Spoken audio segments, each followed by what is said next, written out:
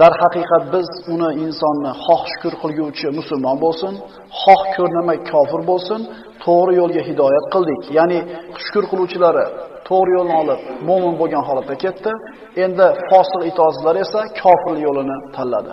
Hammaga hidoyatga chaqiriq bir xilda aytilgan. Xohlaganlar to'g'ri yo'lda bo'ldi, xohlaganlar zalolatda bo'ldi. Payg'ambarimiz sollallohu alayhi vasallam aytganlar, albatta halol aniqdir, harom ham aniqdir. Bu ikkisini o'rtasida shubhali ishlar bor. Odamlarning ko'plari bu shubhali narsalardan bexabar. Endi kim o'zini mana shunday shubhali ishlardan ehtiyot qilsa, dinini, nomusini omonda saqlabdi. Mo'min banda doimiy suratda halol narsalarga intilib, haromdan taqvo qilishligi, shubhali narsalardan o'zini chetga olishligi zarur bo'ladi. Qaysi bir ishda insonning dunyosiga ham oxiratiga manfaat bo'lsa, qaysi ishda insonning dunyo oxiratiga zarar bo'lsa, shariat shu narsani ko'rsatib bergan. Shariatning asosi, shariatning maqsadi ham insonni dunyoda ham oxiratda ham saodatga yetishligi. Demak, inson shu maqsadda yashaydigan bo'lsa, shariatda ushlamasdan boshqa iloji yo'q. Alloh taolo oxiratni istagan, o'zini roziligini istagan bandalarga yo'lni aniq belgilab bergan. Endi ba'zilar o'ylagandaqa bu shariat islomiy unaqa bir mashaqqatli narsa emas. Alloh taolo bandalarni mashaqqatda bo'lishini xohlamagan. Agar quloq solsanglar, dunyo oxirat aziz bo'laveradi. Payg'ambarimiz sollallohu alayhi vasallam siz bilan bizga nima harom bo'lsa, sunnatda bayon qilib bergan. Aytganlarki, ij'alu baynakum va baynal haromi sitratan min halalin. O'zingizlar bilan harom ishlar o'rtasiga haloldan parda tutib olinglar deb payg'ambarimiz marhamat qilganlar. Halol rizq talab qilishlik, topayotgan moli dunyoyimizda halol bo'lishligiga biz harakat qilishimiz eng zarur farzlardan. Chunki biz agar Alloh taoloning buyurgan barcha farzlarni bajarayotgan bo'lsak, payg'ambarimiz aytgan sunnatlarni qo'limizdan kelcha qilayotgan bo'lsak-ku, lekin yeyotgan luqmamizda shubha bo'lsa, harom bo'lsa, bu amallarda birortasi, qaytarib aytaman, birortasi qabul bo'lmaydi. Harom yeb, haromdan pul topib qilingan ibodat, qilingan haj, o'qilgan namoz, berilgan sadaqa, tutilgan roza, rahmimiz kelsin o'zimizga.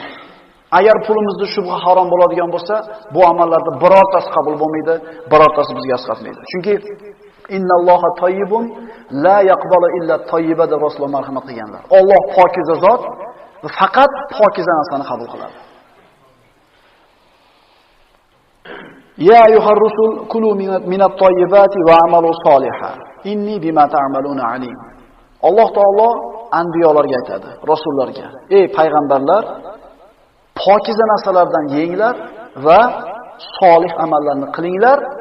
Albatta men sizlar qilayotgan ishlardan xabardorman" dedi. Payg'ambarlarga buyuryapti, haloliga savob amal qil. Payg'ambarimiz hadislarda aytadilar, Alloh taolo payg'ambarlarga nimani buyurgan bo'lsa, mu'minlarga ham shu narsani buyurgan. Talabul halali vojibun ala kulli muslimin dedilar Nabiy sallallohu alayhi vasallam. Anas ibn Malik roziyallohu anhudan rivoyat qilingan hadisda.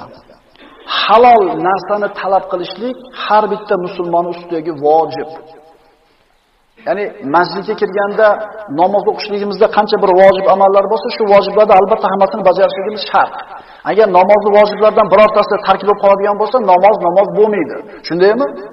Endi ko'chaga chiqqandagi qilinadigan vojib ish masjiddagi vojibdan ko'ra qiyinroq, ko'proq. Masjidda faqat o'zingiz kontrol qilasiz, o'zingiz adashmasangiz bo'ldi. Vojibni, farzini, sunnatini hammasini bajarasiz. Endi ko'chadachi? Sahl ibn Abdulloh rahimahulloh shunday deydi. Inson najotga yetmoqchi bo'lsa, 3 ta narsaga e'tibor qilsin. Bor yo'g'i 3 ta narsaga e'tibor qilib qo'ysin, shu odam najotda bo'ladi. Birinchisi, halol yesin. Ikkinchisi, farz amallarni birinchi o'rinda ado qilsin, orqasidan sunnat yergasin. Qarang, farz, orqasidan sunnat, halol luqma avval aytilmayapti. Chunki biz aytayotgan farz ibodatlar, nafl ibodatlar agar luqmamiz harom bo'ladigan bo'lsa, qabul bo'lmaydi. Soddaroq qilib aytsangiz, televizoringiz 2 metrlik bo'lsin, ekrani 1 metrlik bo'lsin, har qancha hashamatdor oxirgi modeli bo'lsin, lekin svet bo'lmasa, u televizor bizga foyda qilmagandek. Biz 5 mahal emas, 15 mahal masjidga yursak, yiliga har safar haj qilsak, har dushanba, payshanba roza tutsak, nafl sadaqa qilsak, lekin topayotgan pulimiz harom bo'ladigan bo'lsa, bu amallarning bittasi bizga asqotmaydi. Hozirgi kunda odamlarning holati qanday? Hozirgi kunda ana shu tashqaridan bo'layotgan tashviqotlar, e'tiqodlar ta'sirida eng asosiy narsa qanaqa bo'lsa ham bo'lsa bo'ldi. Dunyo bo'lsa bo'ldi degan tushuncha kelib qolingan. Bolasi latoxonada jugara sanatar ekan. Yaxshi topar ekan shu latoxona deylar. Men yetib kelishga qaraganda boshqa ish qilganlardan ko'ra yaxshiroq pul topar. Kam mehnat ser hosil. 500 so'm, 1000 so'm har xil pul topib kelar ekan. Akali beradi, hali ota jonivor duoda qilib o'tiradi. Katta-katta duo qiladi. Topganingga baraka bersin deydi. Shu odamning qilayotgan ibodatlari habada bo'ladi. Shu ibodatni harom luqma bilan qilayotgan bo'ladigan bo'lsa. So'rab qo'ying, oqsoqol, qayerdan topyapsan pulni? Nimcha oston topyapsan pulni? Qayerdan olib kelyapsan buncha pulni? So'rab qo'ying rahmatda. O'zingizga rahmingiz kelsin. Halolmi, harommi, bormi? Demak, Alloh yaxshi ko'rgan. Yutuqda shu odam. Endi faqirmi? Demak, shu odam ziyonda. O'lchovlarga nima bo'lgan? Qani bir chiklam harom luqma o'tib ketib qolib, gumon luqma o'tib ketib qolib, o'zini ko'kartirib qayt qilgan Abu Bakrga o'xshagan odamlar. Qani o'lchovlar? Yaxshi hayot nima bilan edi? Iymon bilanmidi? Halollik bilanmidi? Ribo, harom, noto'g'ri yo'l bilan topilgan, g'ulul bilan, makr bilan, shubha bilan, makruh bilan, shubha bilan topilgan narsalar, agar mana shu 6 ta narsadan bizni topayotgan pulimiz pok bo'lsa, demak shu pulimiz halol. Qaytaramiz. Harom, ribo, noto'g'ri yo'l, g'ulul, makruh hamda shubha. Mana shu 6 ta narsa yo'q bo'lsa, bizni topayotgan pulimiz halol ekan. Payg'ambarimiz sollallohu alayhi vasallam hadislarida va Qur'ondagi juda ko'p oyatlarda riboni qanchalik og'ir gunoh ekanligi siz bilan bizga bayon qilingan. Payg'ambarimiz sollallohu alayhi vasallam aytadilar: "Dirhamu riba ya'kuluhu rajulun wa huwa ya'lamu ashaddu 'inda Allohi min 36 zaniyatan." Riboni bir dirhamini bilib turib yegan kishining gunohi Allohning nazdida 36 marta zino qilgandan ko'ra gunohi og'ir bo'ladi.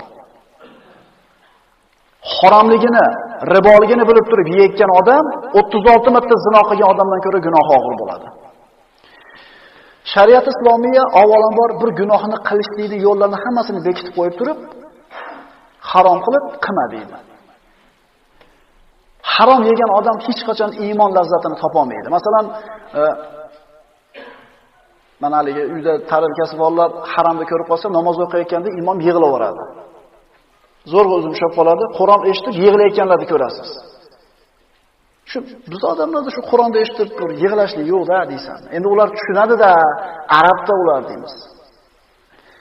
Qur'on oyatlarini eshitganida, namozda turganida, zikr bo'lganida Allohni eslatganda kim yig'laydi?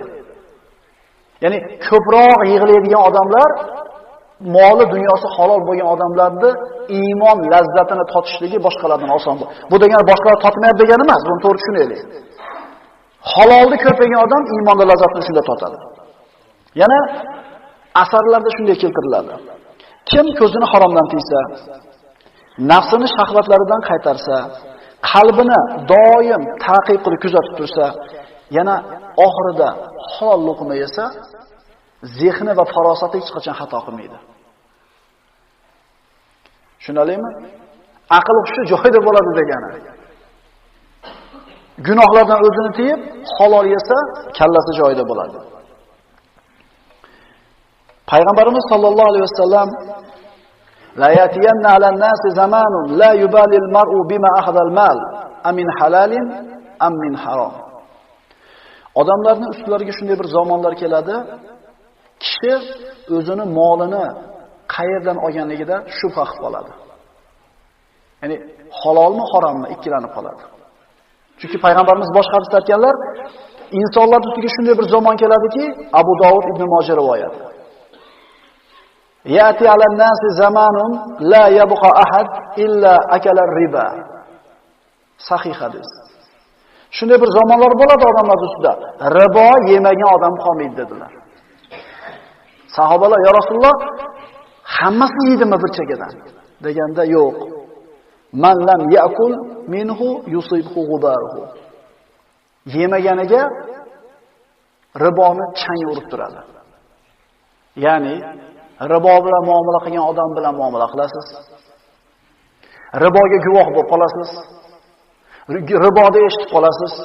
Ribo bilan shug'ullanadigan odamni uyiga chaqiradi, majbur borib qolasiz. Riboni changi urmagan odam qolmaydi dedilar. Ya'ni ayni zamon shunday zamonlarki, ribo oshkora e'lon qilinadi, targ'ib qilinadi. Tashviqot ketyapti. Ochiq harom narsani tashviqot ketyapti. Odamlarda ham tashviqi dunyo bo'lib qolgan. Tijorat ichiga singillab qolsa, qo'lidagi pul aborati ozayib qolsa nima qiladi? Iloji yo'qmay qoldi-da, to'xtab qolmasin deb oldimda, nima qilay endi, hamma qilyapti. O'zi maqsad nima desangiz, orqada qolib qolmaslik. Shunday odamlarni men ko'rganman, o'z ko'zim bilan birdaniga zo'r bo'lib ketgan. Qimmat mashinalar, zo'r kiyimlar, zo'r bir jihozlar bilan bir 2 yil zo'r yuradi, keyin qolsa yo'q bo'lib qoldi. Ha desa, ham yo'g'ini sotib ketibdi bir yoqqa tijorat degan. Surishtirib kelsangiz, riboga, protsentga pul olgan. 20 ming, 30 ming dollarni olgan, uyini zalogga qo'ygan, 20 ming dollar, 30 ming dollar birdaniga ketib qolgan odam nima qiladi? Albatta qimmat. Xullas boydaqa yashaydi 2 yil. Odamni ajabini qo'zg'atadigan narsa shu qo'lga pul olib xor bo'layotganligini ko'rib turib ham odamlar nima qiladi? Hali xuddi bunga tegmaydigandaqa shu musibat. Men shu chap berib yuboraman. Vaholanki sutxo'rlikka qo'llanadigan odamni Alloh taolo o'zi xor qilishini aytgan. Fa'azanu biharbi minallohi va rasuli. Alloh va rasuli tomonidan o'zingizlarga urush borligini bilib qo'yinglar deydi. Alloh va'da qilyapti, xor qilaman deydi. Faqat vaqt. 1 yilmi, lekin xor bo'lishi aniq. Ribo sutxo'rlik gunoh kabiralardan. Agar bir odamga opa-singling bilan zino qilasanmi desa, u odamning holi nima bo'ladi? Tepachash tikka bo'lib ketadi. Onang bilan zino qilasanmi desa, ahvoli nima bo'ladi? Insonda aqli bavar qilmaydi bu narsaga. Lekin sutxo'rlik bilan shug'ullangan odamning gunohi onasi bilan zino qilgandan ko'ra og'irroq bo'ladi. Payg'ambarimiz sollallohu alayhi vasallam aytadilar, sahih hadis Ibn Mas'uddan, "Ar-riba 73 baban, aysaruha mislu an yankiha rajul ummahu." Riboni dedi Rasululloh. 73 eshigi, ya'ni 73 xil gunohi bor ko'rinishi. Mana shu gunohlardan eng yengili kishi o'zini onasi bilan zino qilganligiga teng keladi deydi. 73 tani eng yengili qaysi desa, onasi bilan zino qilsa, riboxo'rda eng yengil gunoh shunday to'g'ri keladi. Alloh saqlasin. Alloh saqlasin. Ribo sutxo'rlik nafaqat shariat islomiyada, barcha samoviy shariatlarda harom qilingan. Hatto yahudlarni shariatida ham o'zaro bir-biri bilan muomala qilganda ribo harom. Ular boshqalar bilan muomala qilayotganda riboga pul beradi, lekin o'zaro bo'lsa riboga emas, qarzga berishadi. Nasroniylarda, mana Luqo injilida shunday bir qatorlar bor ekan, agar odamlarga qarz bersangizlar, ulardan mukofot kutmanglar. Ya'ni qarz berib turib foyda olaman demas, sutxo'rlikka pul berma deyapti Nasroniylarda kitoblarida. Unda qanday fazl qoladi o'rtalarida deydi. Ya'ni boy bo'lib turib yordam qilmasang, seni boyligingdan nima foyda degan. Bu samoviy shariatlar ekan. Johiliyat davridagi arablar ham riboni harom deb bilgan. Mana Payg'ambar sollallohu alayhi vasallam tarixini o'qiganimizda shunday bir joyga kelgan ediki, Ka'batullohni ta'mir qilishlikka ehtiyoj tug'ildi. Devorlarning g'ishtlarini yiqitishdi. Endi qaytadan devorni urishga kerak bo'lganda Quraysh aytishdi. Bu Allohning uyi. Bunga faqat halol pulni sarflaymiz, harom pullarni sarflamaymiz. Harom pul nima edi? Mahri bag'i, zino bilan topilgan pul, odamlarga zulm qilib pul topadigan odamning puli hamda ribo.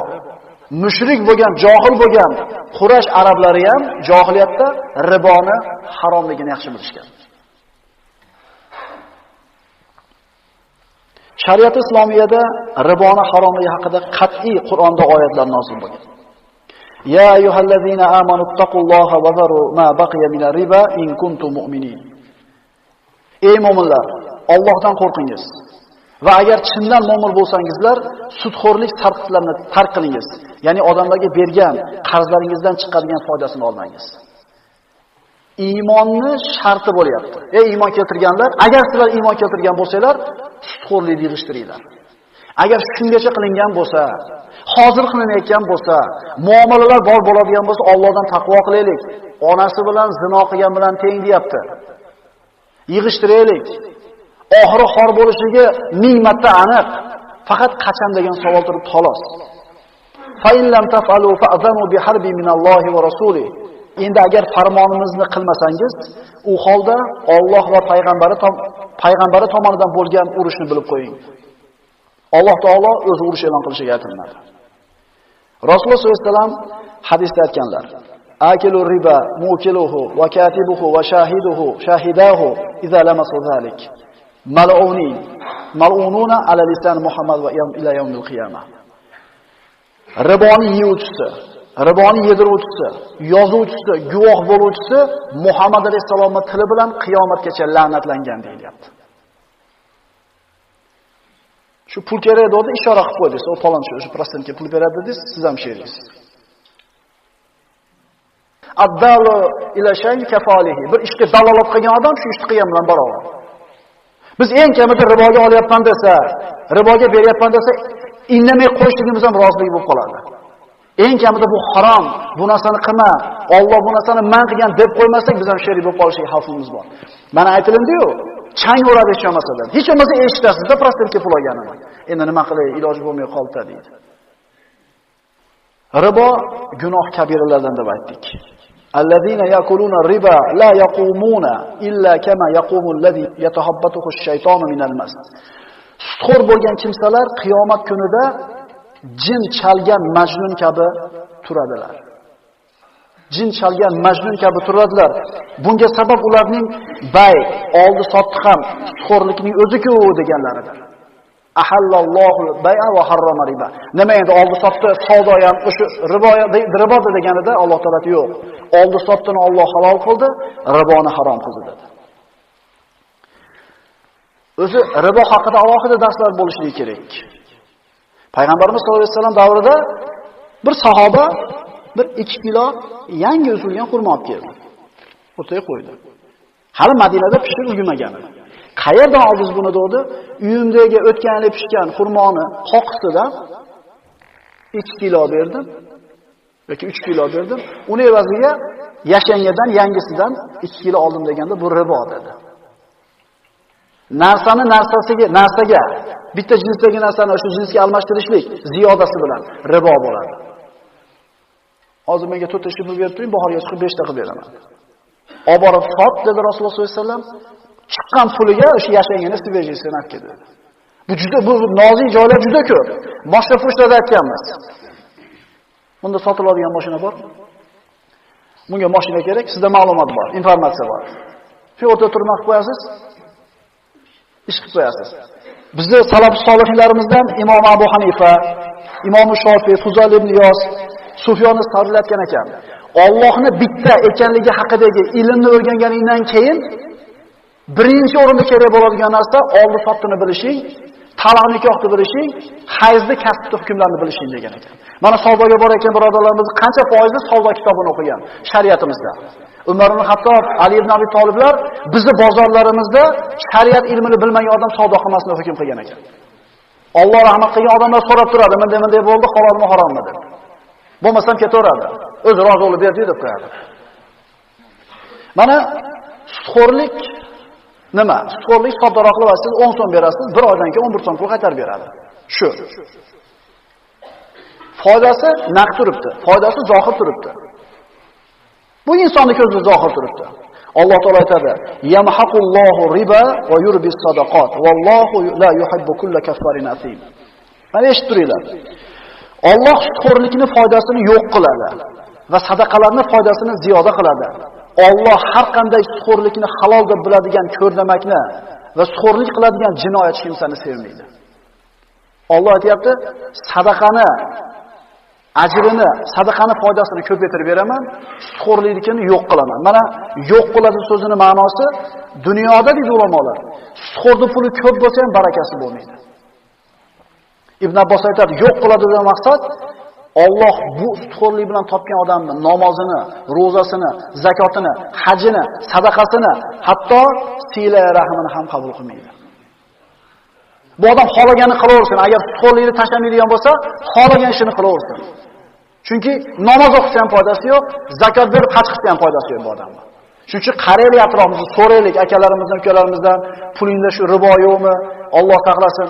Nasihat qilaylik bir-birimizga. Riboxo'r, sutxo'r odamni oladigan jazosi nima? Sumr ibn Jundub roziyallohu anhudan rivoyat qilinadi. U kishi aytadi, Payg'ambarimiz sollallohu alayhi vasallam bomdod namozini o'qib bo'lganimizdan keyin ba'zida sizlardan biror kishi tush ko'rdimi deb so'rardilar. Tush ko'rganlar aytar edi, kunlarda birida yana so'radi. Hech kim tush ko'rdim deb aytmaganida Payg'ambarimiz ana shu Isro va Mi'roj darslarida aytganmiz buni. Tush ko'rganligini aytdi-da, tushida mana haligi yetimda molini yegan, gap tashlagan, zinokorlarning qatorida ana shu Isro va Mi'roj kechasida ko'rgan ishlaridan riboxo'rlarning holati haqida bayon qiladi. Rasululloh sollallohu alayhi vasallam ketib borar ekan, u kishi yetalab ketgan ikki kishi bilan osmonga qarab yotgan qorni xuddi bir uyda katta keladigan kishilarni ko'rdi. Ular yerda yotar ekan, Fir'avn xonadoni u yoqqa bu yoqqa tepalab o'tar edi. Mana bilamiz, annaru yuraduna alayha ghuduwa va ashiya. Fir'avn xonadoni qiyomat qoyim bo'lgunicha ertalab bir marta, kechki payt bir marta jahannam o'tiga solib turiladi. Ana shu azobiga borib kelishlik yo'lida ikki mahal ana shu qorni katta kishilarni tepalab o'tadi. Payg'ambarimiz sollallohu alayhi vasallam Jibril bu qorni katta kishilar kimlar deganida bu sutxo'rlar deb javob beradi. Odamga bitta ta'sir qiladigan narsa sutxo'rlik qilib shuncha puling bormi qo'lingda yig'la.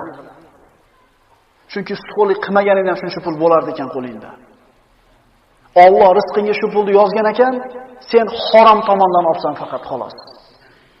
Agar halol tomonga uzatganingda ham Alloh pekiningga yozgan ekan, bo'lar edi. Endi hamma sutxo'r ham zo'r emas qarasangiz. Pulini undirib yurganlari bor, prosentiga prosentini qo'shib.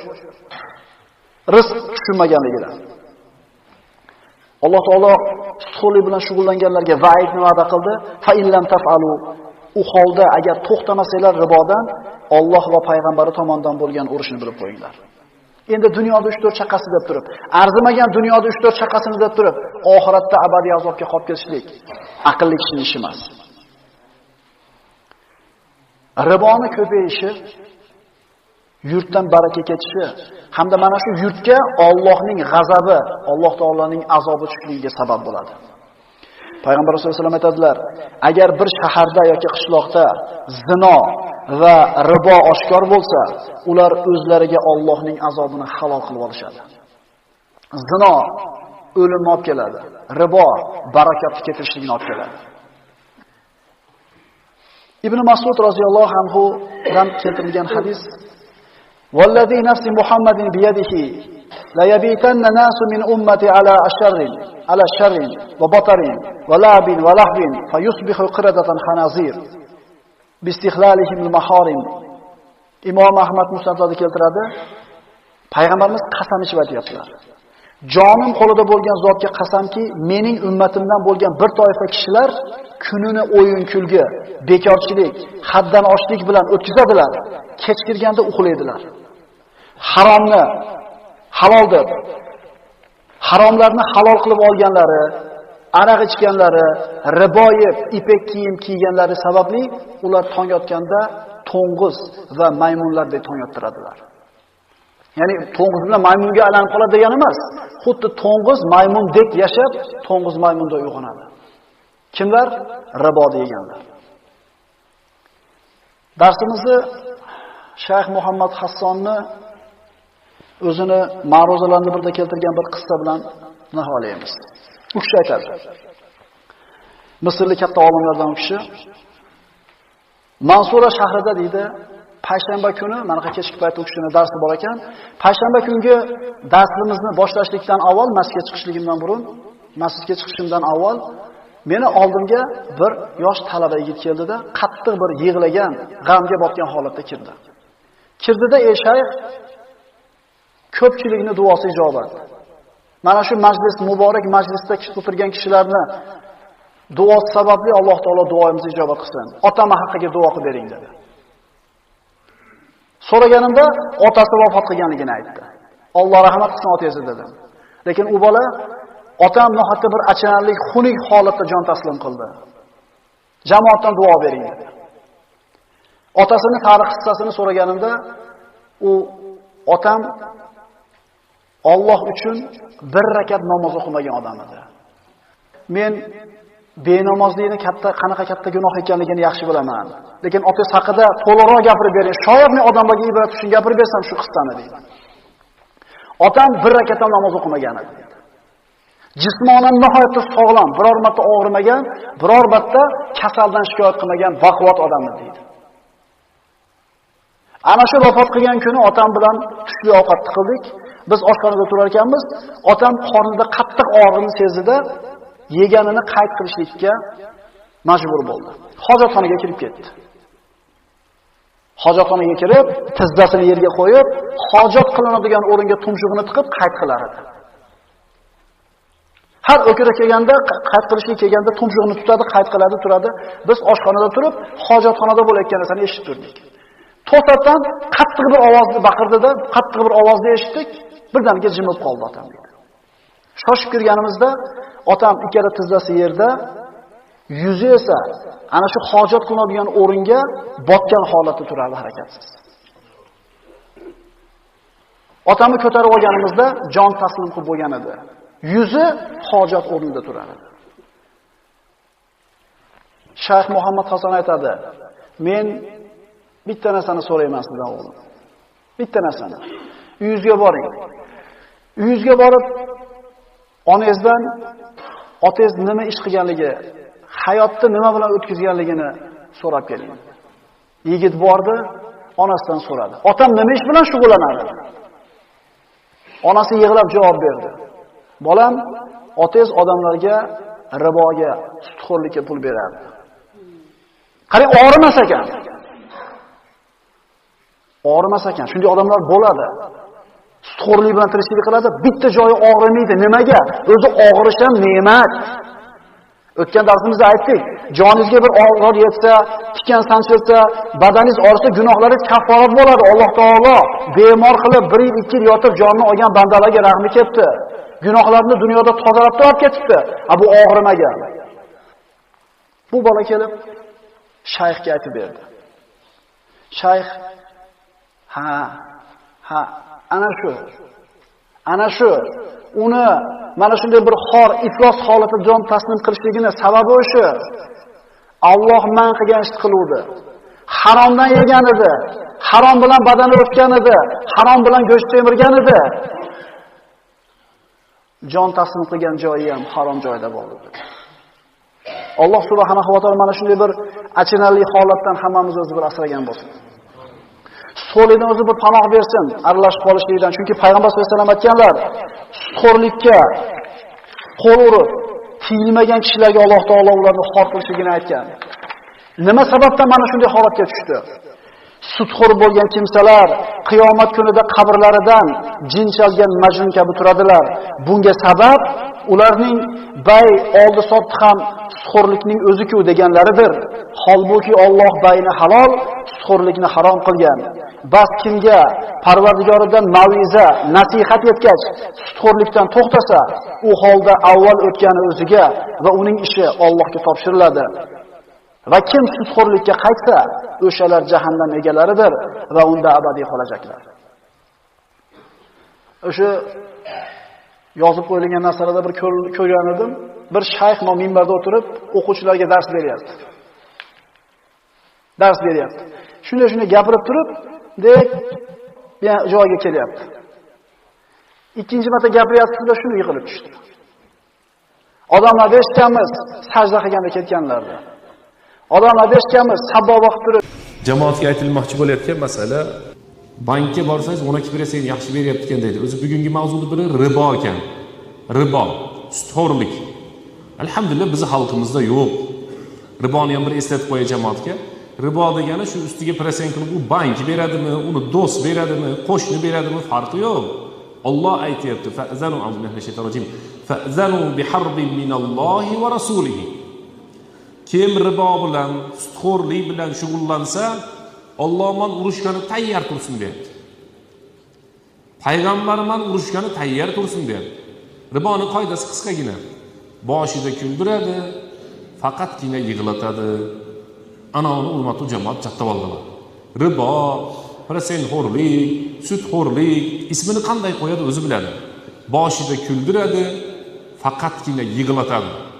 Faqatgina yig'latadi. Shuning uchun Alloh taolo aytibdiki: "Fa'zanu biharbin minalloh." Allohdan bo'lgan urushga tayyor turinglar. Va rasulihi, rasuldan bo'lgan urushga izn. Qiyomat kunida aytiladigan riboxo'r, sutxo'rga tayyorlanib tur. Ha, nima qilasan? Xudoman urushasan. Auzu billahi minash shaytonir rojim. Sen dunyoda sutxo'rlik bilan shug'ullangansan. Tayyorlan endi. Alloh man urushgani tayyorlan deyiladigan. Bundan oshiqcha xorlik yo'q. Qur'onda Alloh bilan urushadi deb bitta shu odamga aytilgan. Faqat riboxo'rga, sutxo'rga Alloh man urush deb aytilgan. O'sha bank bersa qancha beradi? 12% beradi. U degani bitta don eksangiz, haligi chiqqandan bittayu nuqta ekda bo'ladi-da. U bir dona bo'cha qoladi, bunday tushuntiraylik. Alloh taologa ehson qilsangizchi, Alloh taolo aytayaptiki, budoyni ekasizlar, o'sib chiqadi, 7 ta boshoq bo'ladi. Sab'a sumbulatin va fi kulli sumbulatin 100 habba. Har bir boshoqda 100 tadan don bor deyapti. Demak, bittamizda necha ko'paydi? 700 ga ko'paydi. Shu yerda to'xtab qoldimi? Yo'q. Alloh taolo aytayaptiki, "Vallohu yudaifu liman yasha." Alloh taolo o'zini xohlagan ba'zi bir bandalariga foizini emas, barobarni ko'paytirib beradi. Men masalani boshida men jamoatga tushuntirdim, hurmatli jamoat, aytdik. Foiz boshqa, barobar boshqa. Demak, hurmatli jamoat, ehson masalasi, ana o'sha ehson qilayotgan odamlar ehsonini qilishayotgan bo'lsa, niyat qilishsin. Niyat qilishsin. Meni shu berganim o'zimga qoldi. O'zim ishlatganim so'roq savolga qoldi deyish kerak. Haligi hadisda keladi-yu, ya Rasululloh, bir qo'y so'ygan edik.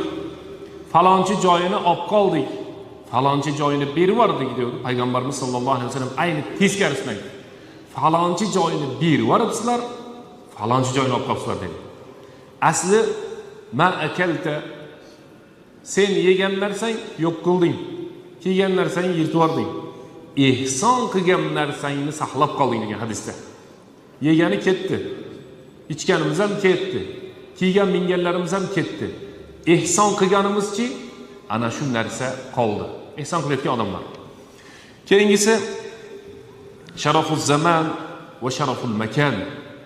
Zamonning sharafi. Ba'zi bir zamonlar, ya'ni vaqt. Ba'zi bir vaqtlar borki, shu vaqtlarda Alloh taolo savobni ataylab ko'paytirib beradi.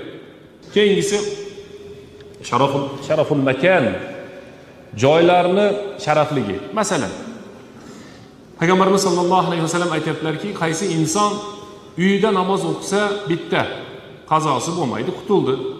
Qaysi inson jamoatga kelib namoz o'qiydigan bo'lsa, 25 bir hadisda 27 barobar savobi ko'paydi. Qaysi inson Masjidul Aqso, Alloh taolo ana shu joyga borib namoz o'qishni nasib qilsin. Hech qaysi musulmonlarning diyorida qon to'kilmasin. Alloh taolo saqlasin. O'sha odamlar zulm qiladi musulmonlarga. Alloh taolo ularga hidoyat bersin. Ana Masjidul Aqsoda ham ko'rib qolasizlar. Hech tinchimaydi bular ham. Musulmonlarda hech gap yo'q. Muslim degani salomat degani, omon degani. Assalomu alaykum degani siz tinch bo'ling degani. Ammo bizga shunday qilishadi-da. Shuning uchun biz doim duo qilishimiz kerak, birodarlar. Duoni esdan chiqarmaylik. Nima deyapti bu yoqda? Esse turibdimi jamoat? Nimani sharhlayaptik? Tamam, Aqsodan burun. Sharaful makan, joy haqida, joy. Uyda bitta, masjidda 27 ta, Aqsoda 500 ta. Aqsoda namoz o'qisangiz 500 ta. Payg'ambarimiz sollallohu alayhi vasallamning masjidida borib namoz o'qisangiz 1000 ta. Bu yer uydagi ham peshin. jamoatdagi ham peshin, Aqsodagi ham peshin, Qubodagi ham peshin, Masjidun Nabaviydagi ham peshin. 4 rakat o'qidingiz. 4000 rakat emas. 4 rakat peshin o'qisangiz, Alloh taolo o'zini huzuridan 4000 rakat qilib yozdirib qo'yadi. O'zichi 5 mahal namozimizni ham buni jamoat qilib tushuntirib qo'yaylikchi, buni endi jalpoq tili bilan ele. 5 mahal namoz o'qiyotganlarga xushxabar. 5 mahal namoz o'qiyotganlar. Sizlar 50 mahal namoz o'qiyapsizlar. 5 mahal namoz o'qimayotganlarga yomon xabar. Sizlar 50 mahal namoz o'qimayapsizlar. Alloh taolo aytdiki, "Ma yubaddalul qawlu ladayya" dedi. Meni huzurimda so'z o'zgarmaydi dedi. Nimaga? Birinchi bo'lib Isro Me'rojga ko'tarilganda namoz 50 mahal farz qilingan. So'ngra Musa alayhissalom bilan payg'ambarimizning suhbati mashhur suhbat. Chiqib tushib qayta bo'lgandan keyin 5 mahalga tushdi o'sha namozlar. Bomdod, peshin, asr, shom, xufton. 5 ta farz. Lekin Alloh taolo aytdiki, "Ma yubaddalul qawlu ladayya." Meni huzurimda so'zlar o'zgarmaydi. 5 mahal xomsun 5 ta degan. Xomsuna dedi. 50 mahal namoz o'qiyapti deb yozamiz dedi. 50 mahal namozning savobini yozib qo'yamiz dedi. Bomdod qolib ketgan odam 10 ta qolib ketgandek qo'rqib ketish kerak. Peshinni qoldirgan odam 10 ta namoz qoldirgandek qo'rqish kerak. Shuning uchun jamoat mudoafatul ujur savoblar ko'paytirib beradi desa, Alloh taolo o'zi shunday zotda savoblarni siz menga to'xtamasdan nima qilib beradigan? Ko'paytirib beradi. Ana endi Masjidun Nabaviyda 1000 ta, Makka-i Mukarramaga borib agar Ka'bada, Masjidul Haromda, haram hududida namoz o'qiydigan bo'lsa, 100 000 ta savob bo'ladi ekan birodarlar. 100 000 ta. Bitta o'qigan namozingiz 100 000 ta deb yoziladi. Bittasini umraga olib borsa, shunday dedi menga. Hisob kitob qildim domla. Matematika boshqa, shariat boshqa. Shu qoidani ham yodlatirish kerak bo'lyapti jamoatga. Shariat boshqa, matematika boshqa. Matematika ma'lum 2 ga 2 4 va shunday. Shariat unaqa emas. Bu insonning holati boshqa, bu kishi hamma masala, meros masalasi, hammaning farqi. Al-muhim vaqt qisqaganda. Va nima bo'ldi keyin desam, Moskvada avtobus haydaygan. O'sha Moskvada shu kungi men 50 ga kirib qoldim, endi hisobladim, mayda 100 000 ta ekan, bu yer bunday qisqasi dedi, mayada bir 5-10 rakat namoz o'qib qo'ysam, bu yog'i 100 000 ta chiqdi, bu yog'ini plus minus qildik, qazo tugadi dedi. Yo'q, unday emas. Unday emas. Bo'lmasa nima qilaylik? Bir yilda bir Laylatul Qadr kutib qo'yib yuraylik aytdi. Makruh ekan deb chekib, bo'lsa bo'laveradi ekan deb qilib bu narsalarni. Yo'q, unday emas birodarlar. Al-jaza val ijza, mukofotni qo'shib berishlik bor. Qarzni to'lashlik joyida turibdi. Qarzni to'lashlik joyida turibdi. Shuning uchun hadisda payg'ambarimiz sollallohu alayhi vasallam aytadilarki, "Man hamma bil hasanati." Qaysi inson yaxshilik qilaman deb niyat qilsa, niyat qilib birodarlar. Qilmay qo'yavering o'sha yaxshilikni.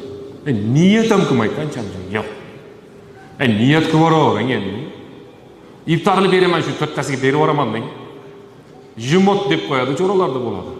Yana bitta ati bor, hozir esim kelmayapti. Shu bir ichi tor, bir niyat ham qilmaydi, shu niyat ham qilib yubormaydi. Ha bir kun mayda osh qilib yuboraman deng, qilib bermay qo'yavering. Vaqt yo'q borgan endi. Niyat qilib yuboringlar, niyat. Bugun talabani o'qiyman, kecha ertamangacha o'qiyman deng. Bir ishingiz chiqib kela olmadingiz, niyat qildingiz. Nima bo'ldi? Payg'ambarimiz sollallohu alayhi vasallam aytadilarki, qaysi inson bir yaxshilikni niyat qilsa, Alloh taolo farishtalarga yaxshilik qildi deb yozib qo'yiladi deydi. Shu yaxshilik qildi shuni. Qaysi inson shu yaxshiligini amalga oshirib qo'ysa, 10 ta yaxshilik qildi deb yozib qo'yiladi deydi. 1 so'm bering, 10 so'mga o'tadi. Hozir ona telefoningizga pul solasizlar bor. 100 so'm solsangiz 95 so'm tushadi. Oxiratga pul solsangiz 100 so'm. Minimalli 1000 so'm bo'lib tushadi. Minimalli 700 ming bo'lib tushishi mumkin. Vallohu yudaifu liman yasha degan Alloh xohlaganiga ziyoda qilib beradi desa, hamma tafsirchilar, hamma hadis sharhlaydiganlar to'xtab qoladi olimlar. Ha desa, bilmaymiz deydi. Qancha bo'ldi bu yerda? 720 tami, 1200 tami, 8000 tami, 1 million tami? Alloh va'da qilyaptimi? Maydasini va'da qilmaydi Xudo. Biz maydalashamiz. Alloh taolo maydasini va'da qilmaydi. Yudaifu liman yasha deyaptimi? Alloh xohlagan bandasiga ko'paytirib beradi. Payg'ambarimiz sollallohu alayhi vasallam hadis davomida aytibdilarki, kim bir yomonlikni niyat qilsa, niyat qilmaylar yomonlik. Farishtalarga aytadi Alloh taolo, yozmay turinglar. Yomonlikni bajarib qo'ysa-chi, bitta gunoh deb yozinglar deydi. Bu Alloh taoloning rahmatida qarang. Allohning rahmati. Ana roza keldi, Ramazondamiz. Alhamdulillah. Shaytonlar bog'landi, jannat eshiklari ochildi, do'zax eshiklari yopildi va Alloh taolo Qadr kechani oxirgi 10 kunga ham olib kelib qo'ydi. Amallarda ibrati xotimasi bilan. Ana endi amalni qilib olinglar deyapti. Bu dunyoda hech kim qolmagan va hech kim qolmaydi. Allohning sunnati shunaqa. Yo kasal bo'lib o'ladi, yo sopasa bo'lib ketadi. Hech iloji yo'q bu narsani. Hozir jamlanib o'tiribmiz. Ayna tilkal jabarut. Kullu hayyin sayamut. Harakatun sawfa tafna. Arab shoir aytayapti. Bu harakatlar to'xtaydi. Ko'zing, quloqing to'xtaydi. Qo'ling, oyog'ing to'xtaydi. Tillaring to'xtaydi. Hamma narsang to'xtab qoladi. Qani harakating? Nimaga harakatlanmayapsan? O'lib qoldingmi? Ha, o'ldi. Qani harakating? To'xtaydi bu harakatlar. Savoblar gapiradi, ehsonlar gapiradi, qilingan yaxshiliklaring gapiradi. Qarindosh urug' to'planib borib qabrga qo'yadi. Darrov orqasiga qaytib kelib o'tiradi uyda. Ana o'sha kunda bizga savob kerak bo'ladi, birodarlar. Shuning uchun savoblarga ko'proq harakat qiladi. Mehmonxona bu. Dunyo mehmonxona. Ancha-muncha tanishlarimiz, ular ham mehmon. Kecha yo'q edi, bugun tanishib oldik, ertaga yo'q. Muammo yo'q. Al-muhim, eng muhimi, inson o'zi nafsi uchun harakat qilsin. Savobini ko'paytirsin. Qishloq tilida aytganda, savob bo'ladigan qopi bo'lsa, shu qopini to'ldir qilib savobdan savobsin. Ertaga qiyomatda qabrda o'ziga kerak bo'ladi. Qanday qilsak amallarimiz ko'payadi degan joyiga bir so'z aytib beramiz. Hurmatli jamoat, ixlos qilsak amalimiz savob ko'payadi. Ixlos qilaylik, Xudo uchun qilaylik. Allohning roziligi uchun qilaylik. Pistonchi rozi bo'ladimi? Pistonchi rozi bo'lsa nima bo'ldi? Biz bir sherikimiz aytardi. Sen deydi, mendan rozi bo'lsang nima bo'ldi deydi. O'shunda men jannatga kiramanmi deydi. Tasavvur qilaylik deydi. Sen mendan norozi bo'lib qolding, nima bo'ldi deydi. O'shunda men do'zaxga tushaman? Yo'q. Alloh rozi bo'lsa jannatga kirasiz. Jannat kalitini Xudo hech kimga bermagan ekan. Ulamolarimiz aytadi, agar jannat kalitini teshavoyganmi, boltavoygan berib qo'yganda birinchi kirib turib, jannatda oxiri yo'q, kengdan shunday qutlab turib, bo'ldi, endi o'zim yolg'iz yashayman degan bo'lardi deydi. Jannat kaliti faqat Allohning qo'lida. Ana Alloh rozi bo'lsa, yo'llaringiz ochildi, ketdingiz. Alloh taolo norozi bo'lsa-chi, hamma maqtayapti, chapak chalib, zo'r, shu yaxshi deyapti. Foydasi yo'q. Nimaga? Hamma narsani hal qilguvchi Alloh sizdan rozi bo'lmayapti. Shuning uchun Alloh taoloning roziligi degan ixlos degan. Ixlos bilan amal qilsak, Alloh taolo savoblarimizni ko'paytirib beradi.